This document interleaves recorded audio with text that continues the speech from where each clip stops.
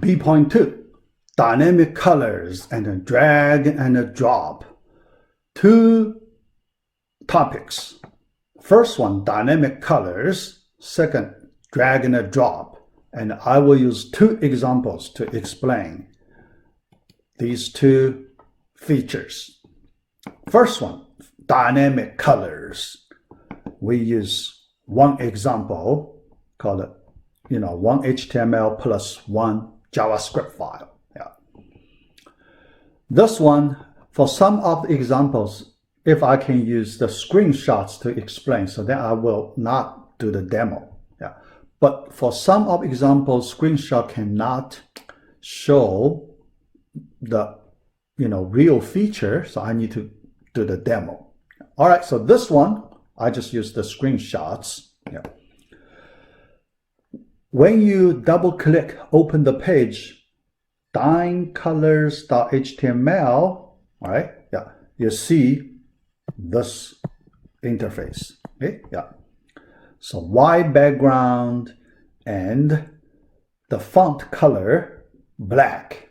But you can change. Here you can see the background color, foreground color. You can type color names there inside these two fields. After I type yellow, blue, then after I leave it, yeah, so remember the event on blur, right? On blur we leave. Yeah. After we leave, we trigger the on blur event, right? Things like that. Yeah. So we can trigger, yeah. Actually, for this example, we use on change, yeah, on blur, on change, you change something, right? Yeah, you change, yeah. Anyway, so we trigger some appropriate event. Yeah. Then the JavaScript function is called event handler function called to change the background and font color. That simple. Yeah. The HTML part. So you can see pretty simple. Yeah. Two input fields. Yeah. And we use the onChange event to register event handler set color. Okay. Same function. Yeah. Same. Yeah. Set event color. The first one, we pass first parameter with background. It's a string. So single quotes around string. So that's the string value. So we pass the first parameter as a string value. Okay, all right. The second parameter, this dot value. Yeah. So what's the meaning? This dot value. That is a common way we use to retrieve the value of this object. So this input, this object, this element can have a value. How to retrieve its value? So here we use this dot value. Okay, this dot. This is one way to retrieve. Okay, this is one way to retrieve. Yeah. We have other ways to retrieve. Yeah, this is one way. What is this? This, just like the Java we use this object, right, to refer, the current instance, right? Yeah, this. Here, this refers to the object that corresponds to the current element. Yeah, current element. So when you trigger an event on some element, this refers to that object. Okay? That object dot value. So that's the value we want to retrieve. Yeah. All right. So similarly, the second one, this, but this time we get a value from this second input field. Yeah. All right. Then event handler. Yeah. For the event handler, so very simple. Yeah. Two parameters first, where it is string variable, right? Single quotes, double quotes, doesn't matter. Yeah. Yeah. Inside we use double quotes. Outside we use single quote, but JavaScript treats these two forms exactly the same. So it doesn't matter you use single quotes or double quotes. Yeah. All right, so compare with the string. If the same, then you just set background color. Then the second parameter pass as the color name. Yeah.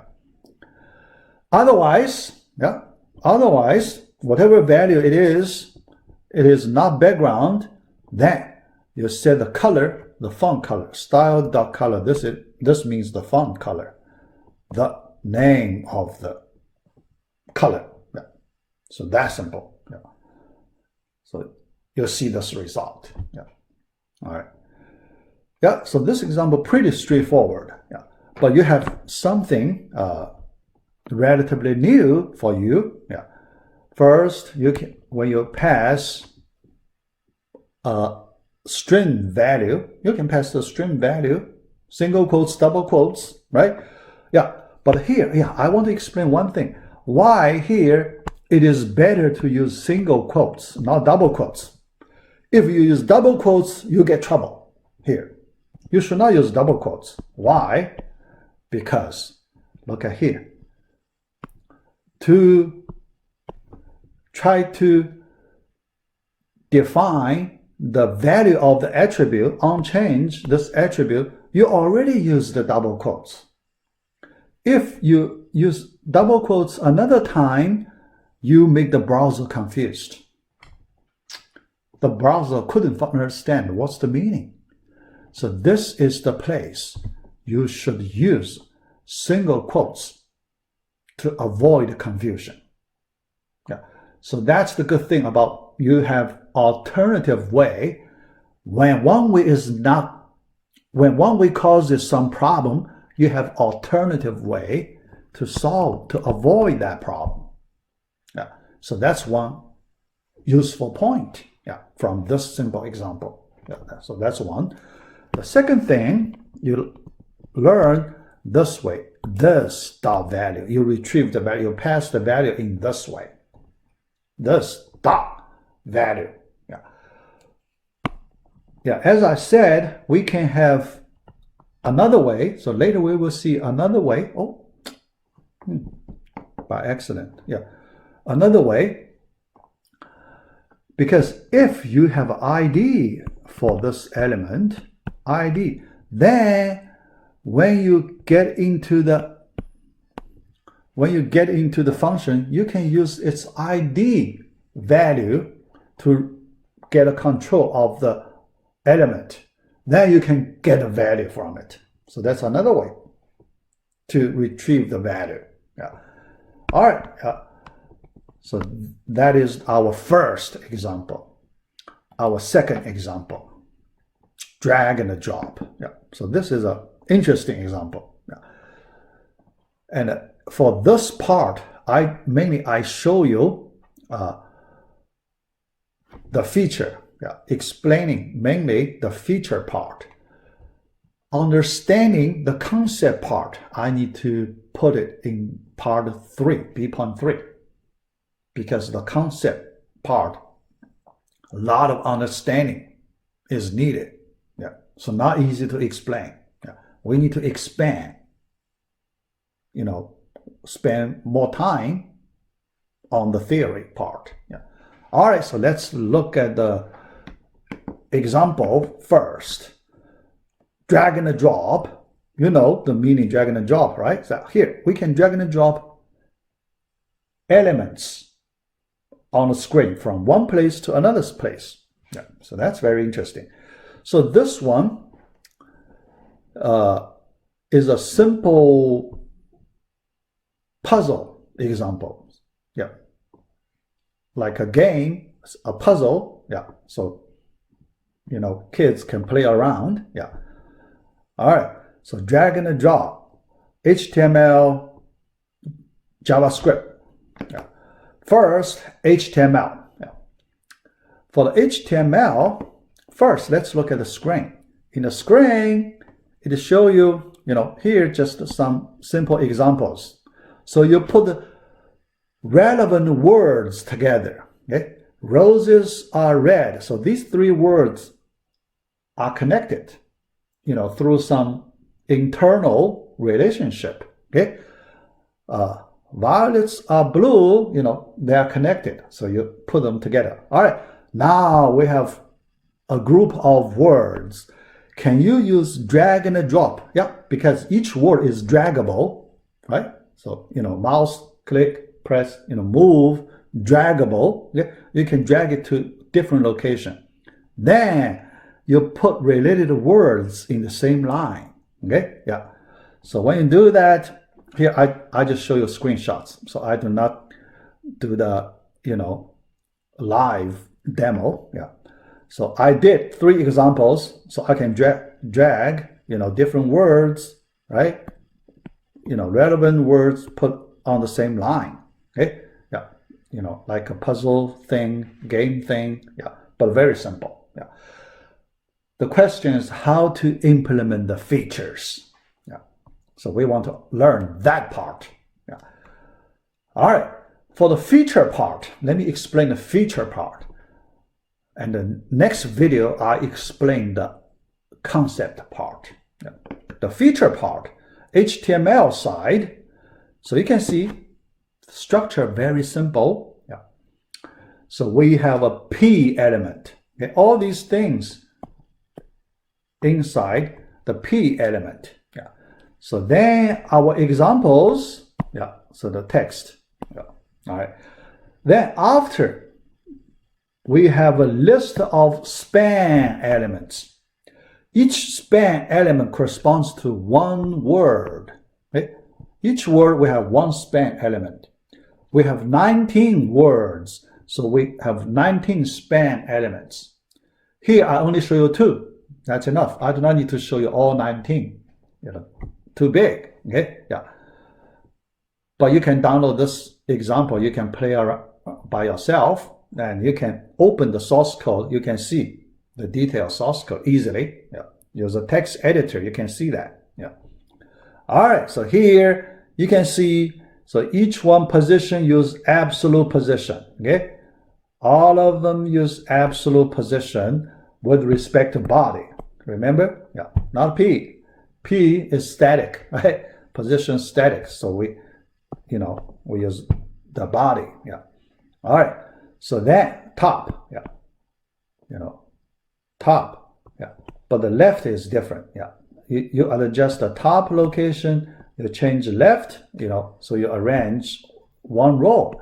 The second you change the top, then you change left, second row, and so on. So you can arrange your elements in that way. All right.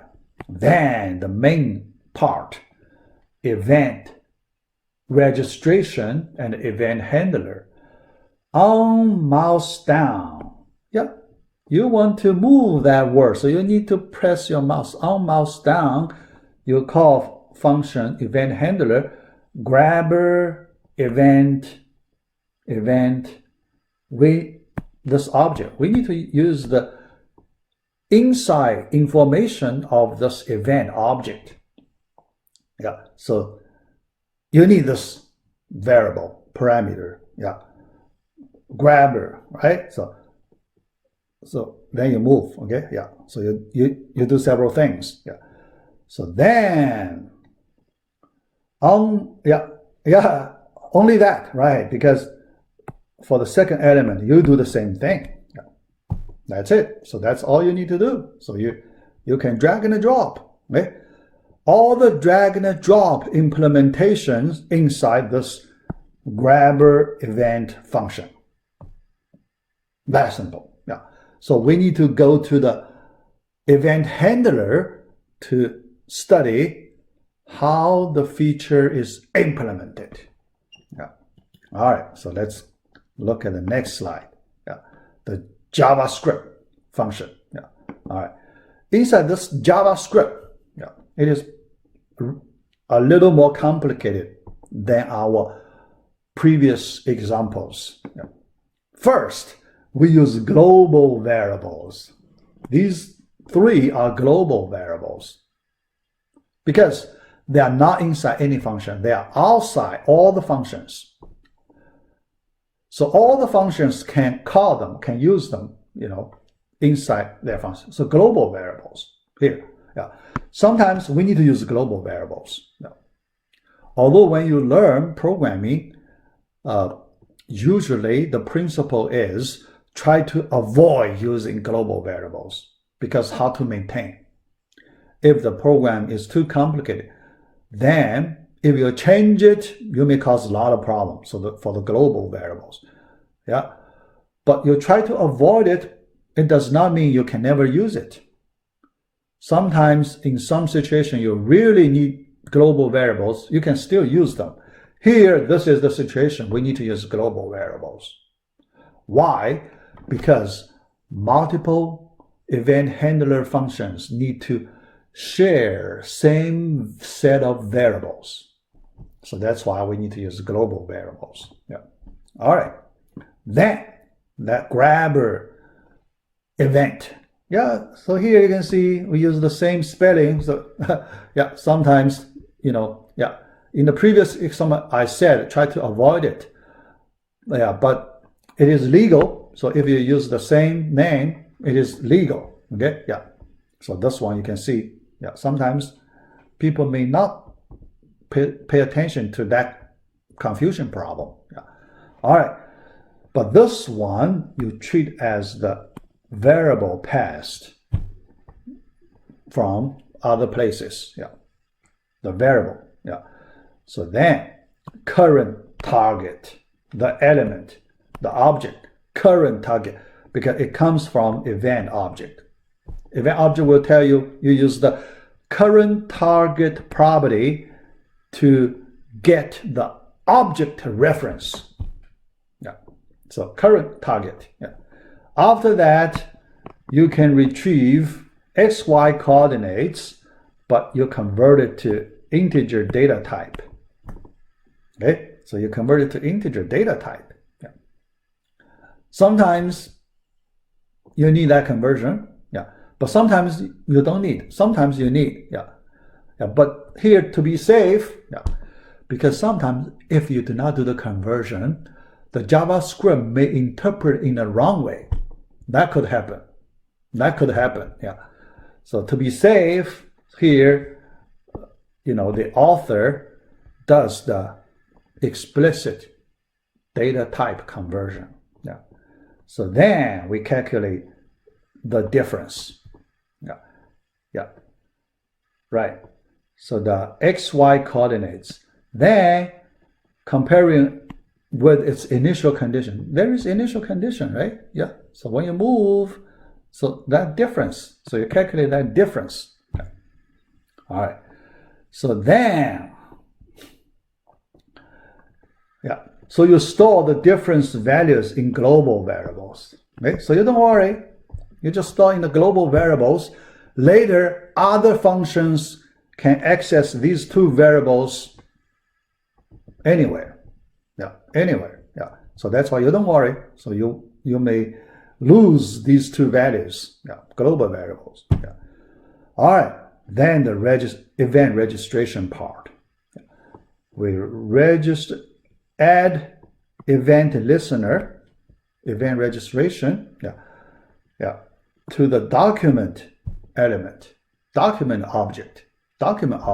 Yeah. All right.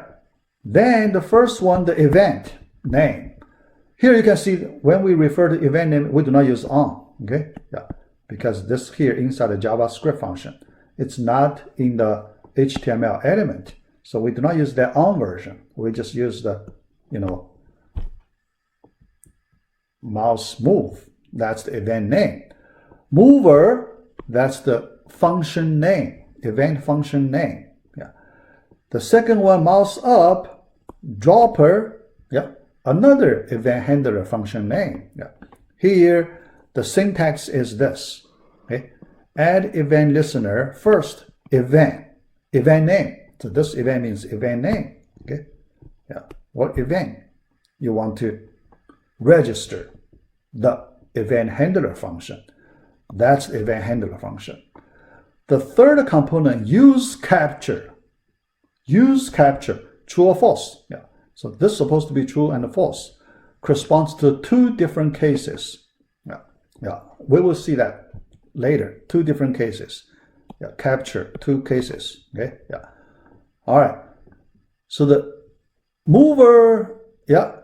So you set new location, yeah, with this difference, yeah. So you move relative location, remember, relative location with this difference, okay, with that difference, relative, because the element uses the relative location. Every time when you move relative to the current location, right? So that's why you do this, yeah, a relative, yeah. All right, then stop propagation. This related to event propagation concept. So I use part 3 to explain event propagation concept. It's a big concept. So we use a whole video to explain it. Yeah. And another, the dropper, yeah. So the dropper, we remove event listener. Yeah. After you release your mouse, we want to remove it. Yeah. So we want to release that registration, event registration. Yeah.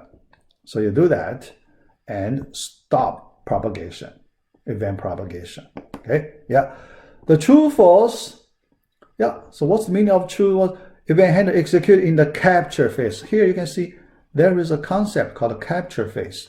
False corresponds to bubbling case, capturing case, bubbling case.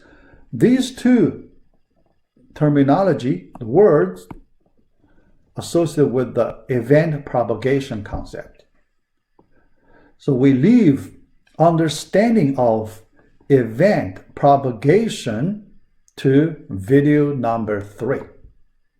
Now, I need to use another about 20 minutes to explain the theory part on event propagation and another concept, important concept, called HTML DOM. Remember that DOM? I mentioned it. I talk about it in our video first one, B.1. I mentioned a little bit, but we need a little more time to study. So in B.3, we will learn 2 topics, DOM topic and event propagation topic. Yeah. All right, so let's finish this one. Yeah.